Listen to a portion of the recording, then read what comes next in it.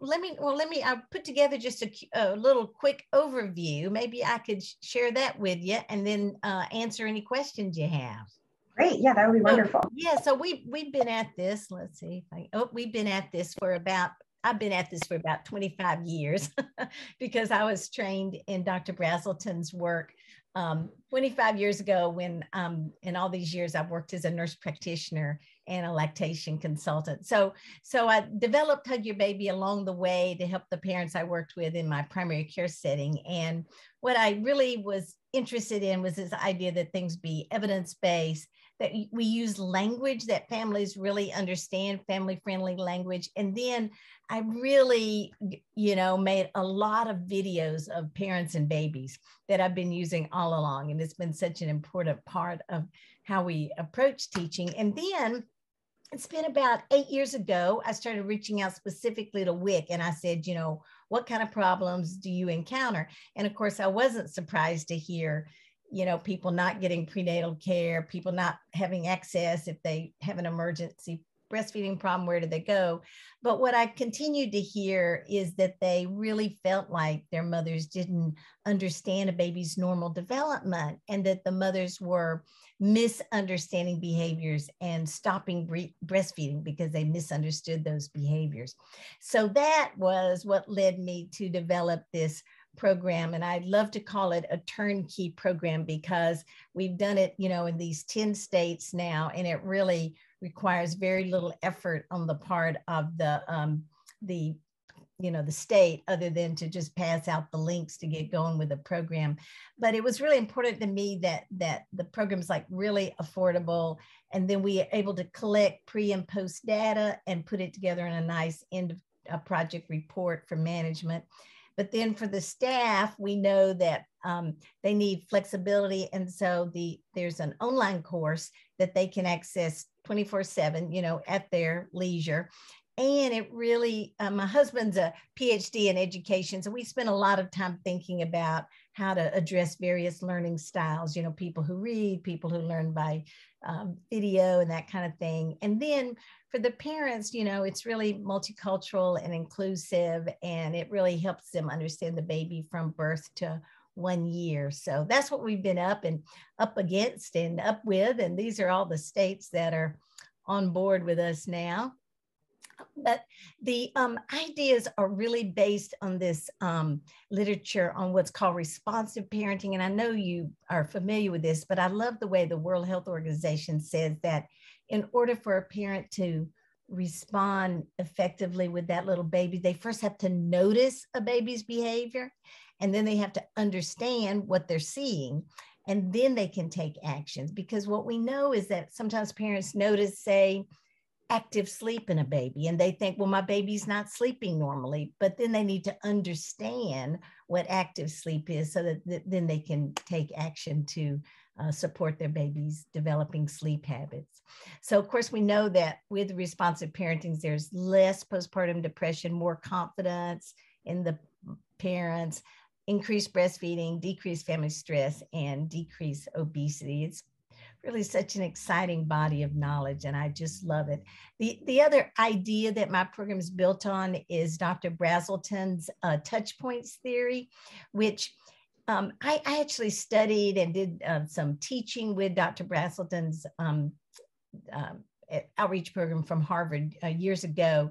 And what I talked to him about was, Dr. Brazelton, this has everything to do with breastfeeding, but there weren't very many at that point. There were no breastfeeding people in the leadership of Touch Points.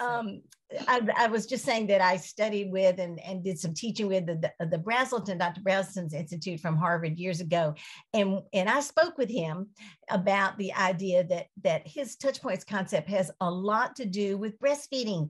Although my work is the first work that really puts these two bodies of information together, the lactation literature with this child development literature, because what he taught me was that when a baby's going to have a surge in their development, when they're learning something new, they have this kind of disorganization in their eating, sleeping, or general behavior. And so some mamas now who read a lot, they know about sleep regression. That's that idea. But of course, Dr. Brazelton doesn't think of it as going backwards so much as pushing the baby forward with this remarkable surge in their development. Oh, we got Carrie too. This is my lucky day. Hi, Carrie. Oh, it looks like her audio is connecting as well. And Jan, just so you know, when I gave you a little overview of our state and what that looks like, we do have IDCLCs for each one of our local agencies, whether they're contracted or they're already on staff. And the other thing is that a lot of our nutrition counselors are CLCs.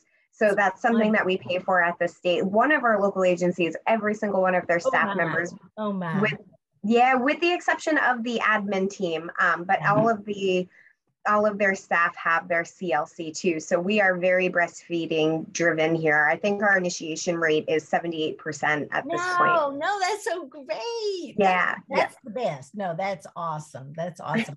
Well, and then what my work is about is breastfeeding duration. So once you do the really, really hard work of getting them started, and we know that that's the hard work, but then for, the research really shows that people fall off in their breastfeeding. And so this idea of looking for what causes a baby's development to change led me to create this program, the Roadmap to Breastfeeding Success, where I look at all of the sort of key points excuse me, on a baby's first year of life and how that behavior could be confusing to the mother. And if she didn't understand that behavior, then she would give up breastfeeding. So that's kind of the foundation of what I've been sharing with WIC. And I was saying that we've got 10 states and tribal nations that are using the program statewide in their programs. And these are kind of the components of the program. One is just a 2-hour online course called the Roadmap to Breastfeeding Success, which helps helps the professionals understand these developmental events and how they would be perceived of or misperceived by the parent.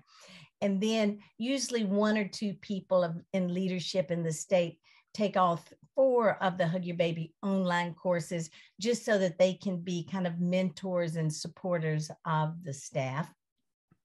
And what I wanted to share especially today is our newly developed digital parent resource page, because we know that WIC is really committed to making as many resources available digitally as possible, because, this is something we learned in the pandemic, that mothers really appreciate being able to have services when they've got a little newborn at home without traveling across your big state. And then I've been during the pandemic, I have presented to 5,000 people. It's really remarkable, but conferences, many WIC programs, both international and national conferences.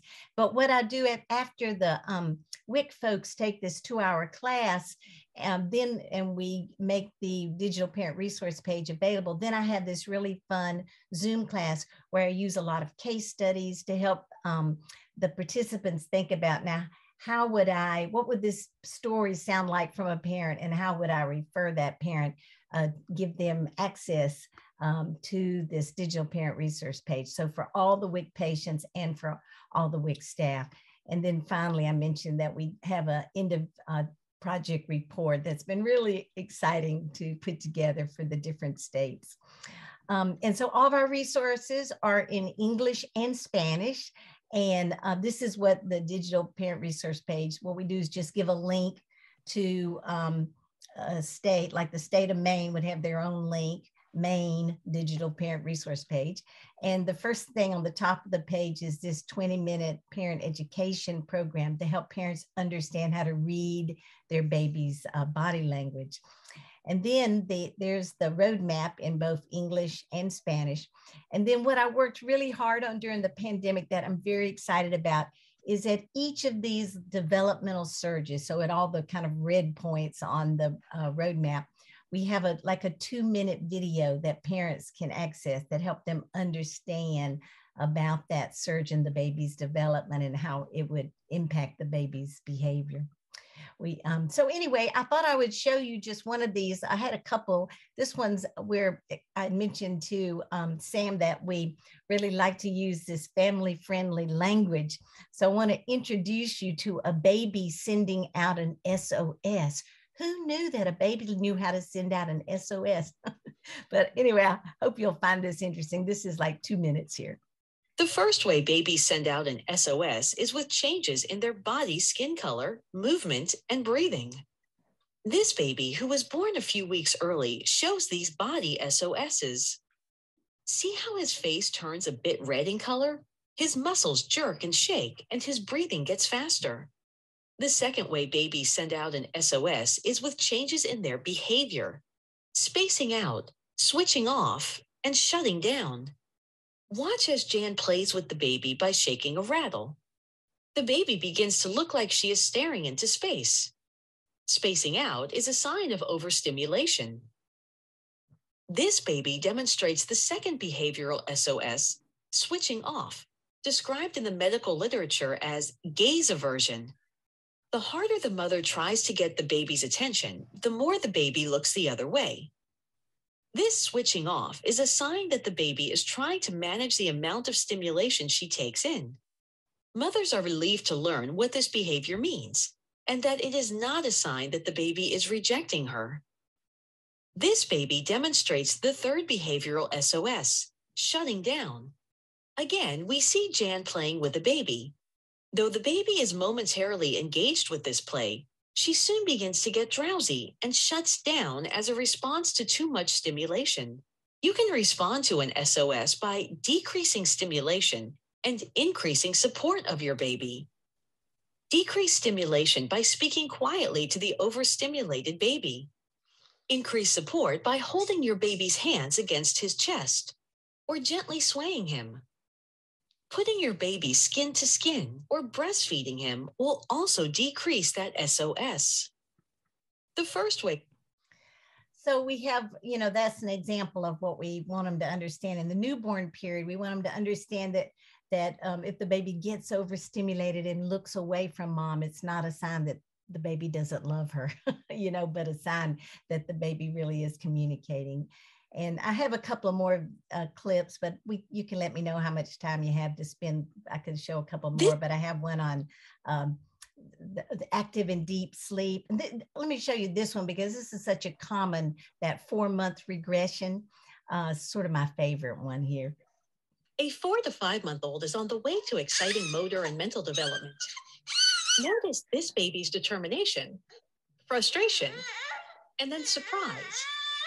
By rolling over. In just a moment, the baby seems pleased with her accomplishment and is ready to explore the world from this new perspective. Rolling over often happens at the same time a baby becomes increasingly aware of her surroundings. See how she pulls right off the breast when she hears another voice? This distractibility is normal at this age. It is not a sign that the baby wants to wean. Instead, it's evidence of important mental development. Mothers learn that breastfeeding in a less stimulating environment often helps the baby settle down for her meal. So we include a little 1 minute, 2 minute section on the reasons to breastfeed. Again, if a mother's unsure if she wants to do that. And also on the digital page, we have a little e-newsletter that goes with each of these ages, which has a great little family story of a family exploring these ideas and how that was helpful.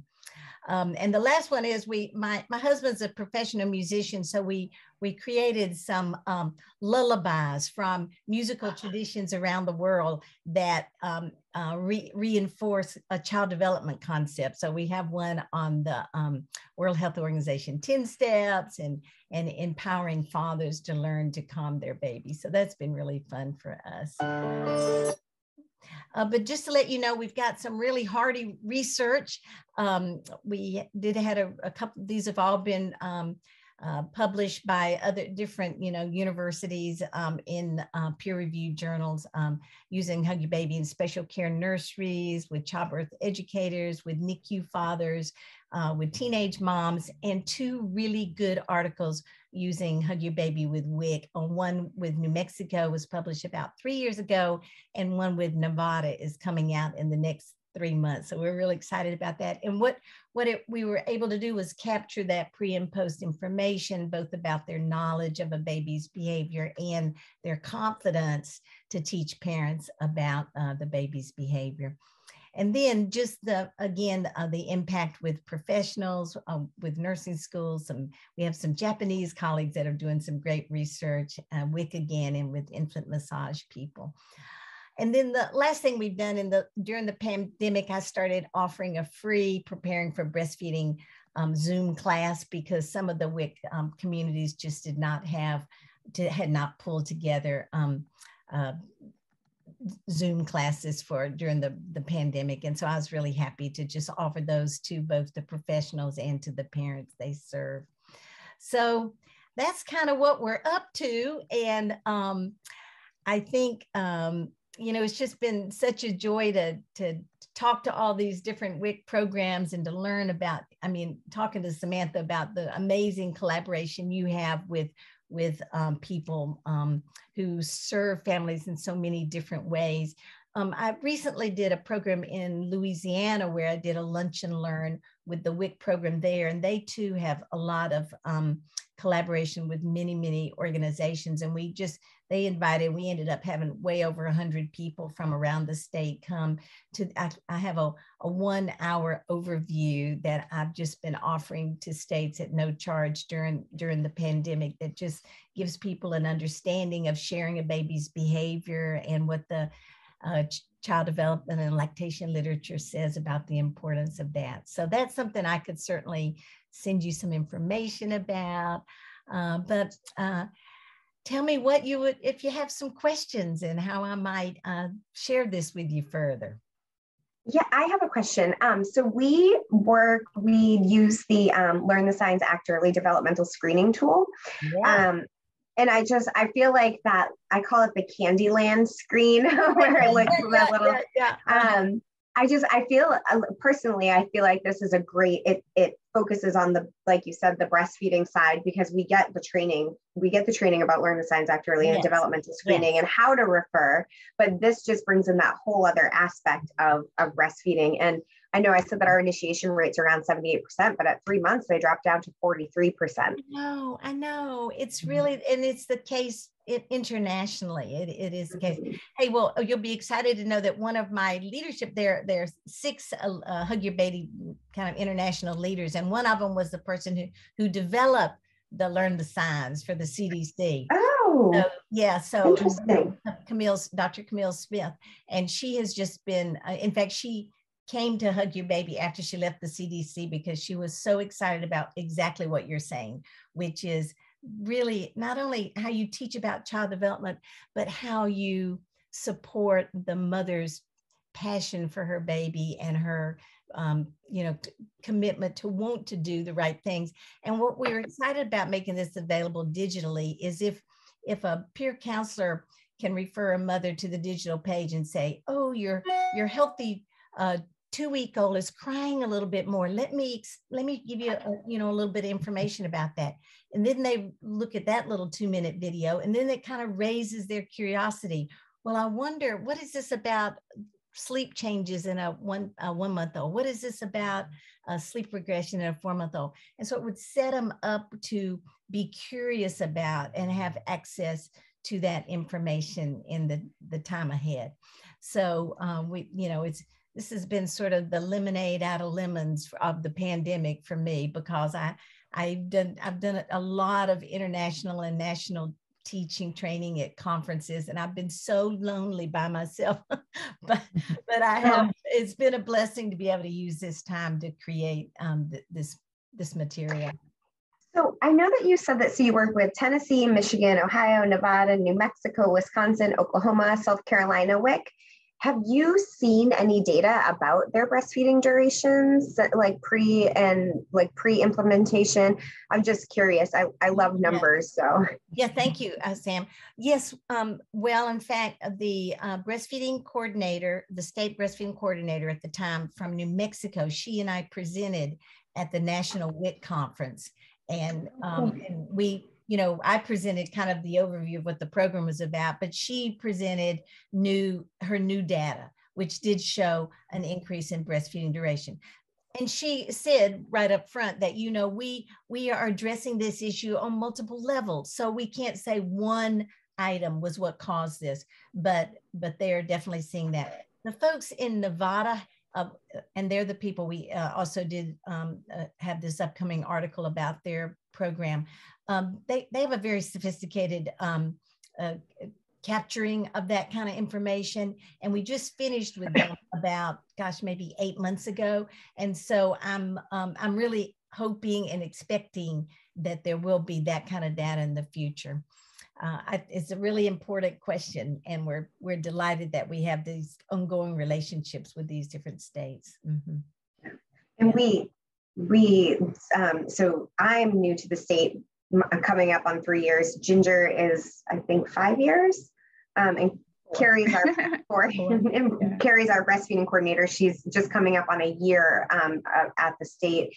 And since Ginger has been here, she's been able to get us more funding for our breastfeeding peer counselors, and she's been able to get a whole bunch of different supplies that we weren't able to offer before. So breastfeeding is definitely one of, it's a pillar of service for WIC, but for Maine WIC, where it's one of those things that we really are trying to foster in baby and build up that side of the program.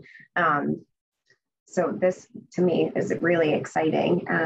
Yes. And I know that Ginger and Carrie, you guys came in a little bit late. Did you have any questions? I'm over here hogging the entire conversation. No, you're fine. I did have a couple of questions, but actually a little bit got answered. I wanted to know, did the NWA know about and have you presented there before? Because just the one video, I had premature twin infants. Oh, wow. Yeah. That first video you showed us was right on the nail. It took me a little bit to realize that the babies were overstimulated. And I don't know why I figured it out one day. Well, they've been inside of me, and now they're in a room that's a cathedral ceiling, and they're freaking out. Oh, we started keeping a little blanket over, their, just because the cathedral ceiling in the room, it was too much space for them. I figured it out, but it took me a couple of days. And what a cool video to, have seen that and go, oh, my baby's affected by the physical environment. You don't think about it, and then the normal people are there and they want the TV on and they want to come in and out. And you're like, oh, but I've got these babies and they're overstimulated, and what a cool video. So I would love to do a lunch and learn, but what is the price like to get Maine to be one of these? Do you have that sort of thing in a price list or something? Yes, I can send you the access link. I mean, it's basically like $30 a person for the 2-hour course. And then there's a yearly leasing of the online course, so that, of the digital parent resource page, so that all of your WIC patients and all of your professionals statewide can have access to that material. So I'll send you, Ginger, that information. Yeah. There's procurement things we have to go through. So that's where my mind has already gone to. So that's where I'm at. Yes, I'm procured in every state. Okay. All right. This is fantastic. Okay. You'll be interested to know, in November, we did an international program on the late preterm infant, and I remade the portion of the video with special attention to the early baby, and I will send you a link to that. And in fact, I'm writing an article now for a nurse educator that's going to be published about our outreach program. We had 165 people from 10 countries coming together and learning about the late preterm infant. So it sounds like I've found someone to be sisters in this effort here, Ginger, because it really was very well received, and we've got these materials all put together, and we could easily, for instance, because of your interest and passion about that, we could easily add the special understanding your early baby. We could add that link to excuse me, to the digital parent resource page in Maine. That would be easy to do. Yeah, I think, Sam, the clinicians would love this, don't you? Yeah, 100%. And I was saying to Jan before everybody got on that we're always looking to just as much knowledge and information to support our local agencies so that they can support our families. Like the people that our staff at the clinics are just, they're absolutely amazing. And they would literally do anything. They would give the shirt off their back to make sure that the babies have what they need. And I know that they would just take this with open arms. I think that they'd be really excited about it. Yeah. So yeah, we'd love to see all of that, your price lists and stuff. And I think, Sam, I don't know how you are for lunch and learns. I think you're full up. But what would you want to do? Schedule this like for next January when your new session starts? Or do you want to do a couple fall ones this year? Or would you want to add an extra date? Or yeah, I would have to look. I think that we have some time, either August or September, and obviously, Jen, depending on your availability, and we would have to look at. I know that there was a price per participant, so maybe seeing. Well, I actually don't charge for the lunch and learn, because I just see it as a way to, well, I mean, it's just been a very effective way to stimulate interest, because I go through about 4 of these videos, and actually your reaction is exactly the kind of reaction I'm very accustomed to. People go, oh yeah, I knew that. I mean, I saw that, but I didn't know what it was. And, I really wish I had known this when I was a new mother, kind of thing. I'm very used to that. And I think it's helpful for a state, if you're going to, kind of buy into this, to sort of have an experience of what is it like when people get a little bit of the information, to sort of see people's response and make sure that it kind of speaks to the needs of the, as I always call myself, the worker bees, those of us are out there in the front line doing the work. So yeah, I will say, Jan, to do that. The material you're offering, before you have a baby, maybe you've read what to expect when you're expecting, but it doesn't talk about the things that you're talking about. And if more people knew this, the anxiety levels would go down in newborn parents. Yes. That was actually how I developed this material. I was working in a primary care office, and I started teaching a class to pregnant ladies. And then they actually taught me you should make videos. And my sister lives in Oklahoma, and she should be able to get it, that kind of thing. Yeah. And when we offer, Ginger, when a couple of people in a state, like Illinois has, I think about 8 or so who take all the program, become certified head teachers. And a part of that is that they have, I give them a PowerPoint for teaching this to either pregnant couples or new mothers. And of course, new mothers hardly have time they can't think about this stuff so much once, they're got that new baby home. So I'd really love to see it shared prenatally, and we do provide those. Oh, I'm with you on that. I think prenatally would be good. And even if we could share that graphic with them, and then, that's right, when they're back at home and they're exhausted, wait a minute, what was that? And then look at it again. They can hang it on the refrigerator. That's what, it can be, so people can look at it digitally, or they can print it. They can go right to the digital page and print off a copy. The back of the handout has kind of the bullet points of each of the developmental events. So, yeah, I'm thinking about all those participants out there that, we get it with safe sleep. The mother or the aunt comes over. Well, we slept them on our belly. You slept on your belly, and you turned out just fine.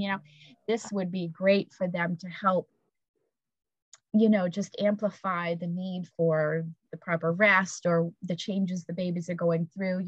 Well, he liked it a week ago. Well, yes, but now he's in a growth spurt, so he likes something else, or he needs something different. And the thing you were showing really highlights that really well. What a great thing for new parents. I call it, you know, defending against the grandparents and the aunts and the uncles, but you know what I mean? It was fine when you were a child, and you know, but you know, as we know more, we do, you know, as we know better, we do better. But boy, when you get an infant in the home, some of that is disregarded, the new advice. Yeah. And, you know, it's been interesting to me. I know that some people who becomes followers of my program and teach grandparent classes. And what they say is that when they have this digital page, when the daughter-in-law is there, she can say, Mimi, let me show you this video I just learned about babies, you know, and right there, it's kind of like, you know, it's an outside person sharing that information. Neutral.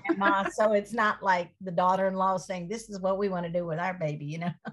Yeah. So anyway, I think that's really true. Do you have another question for you? When you were saying that there's the possibility to have people be certified in the HUG program, a certified instructor, could you include that pricing and what that would look like when you send that email? Because I'm thinking, thank you. I'm thinking like our local agencies, right? We are, you know how WIC is. There's a lot of turnover. It's not a very high paying position. There's a lot of burnout. You know, you empathize with your participants, and it gets hard. So there's a lot of turnover. And what I was thinking is maybe depending on pricing, or this is just me, I get these grand ideas. So reel me back in if I need to. But if we could get a couple of, or even all of our coordinators, get them certified so that when they get new staff, or maybe just like Carrie and I, or some way that we could continue to educate. And I don't know if that's allowed with the cost of the program, but to re-educate. Yes, and it's actually incorporated into that, because I feel strongly that this program needs to it's only going to be sustainable if people like you get excited about it and have the background. And that's why we created the certified HUG program in this way. And what we're kind of actually hoping to do in this next year, because we have so many states, is to have some Zoom gathering of those WIC certified HUG teachers, so that we can support you guys and have you share information back and forth about how you're using the materials. So yes, great. I'm all about that. That would be awesome. Yeah, terrific. We look forward to receiving your email, and I don't know, Sam, we'll crunch it about and contact Jan back. Okay, this is really exciting. It's like almost a manual for having a newborn in a way.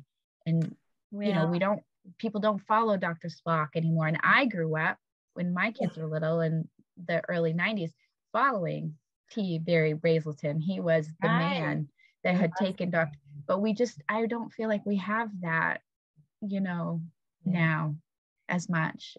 So this is great. Well, and it's really based on, there's really studied hard the child development experts. And it to me, when I speak like to international conferences about breastfeeding, it's kind of like the child development people are at one conference and the lactation people are at another conference. And because I'm a family nurse practitioner, I said, we got to bring these two people together, because we need to be, the child development people need to learn how to support breastfeeding, and the breastfeeding people need to learn how to integrate child development into their lactation support. So with like the drop off at 4 months, to me, it looks at they're going back to work, and their workplaces aren't supportive of the breastfeeding the way they should be, Well, actually, and the other project I'm finishing up this week is I did a international presentation on nursing strikes. And of course, those really kick in at 4 months, So we got some great video. We got a mom who came to see me with that problem, and she let me videotape her whole story. And we based that. It's going to be an online course. I'm getting, I'll be rolling it out in the next month or two. And in fact, I'm speaking on that at the ILCA conference this year, the International Lactation Conference. That's what I'm presenting this year. So. Well, good. Well, I'll be in touch. Okay. Bye-bye. Thank you. Bye.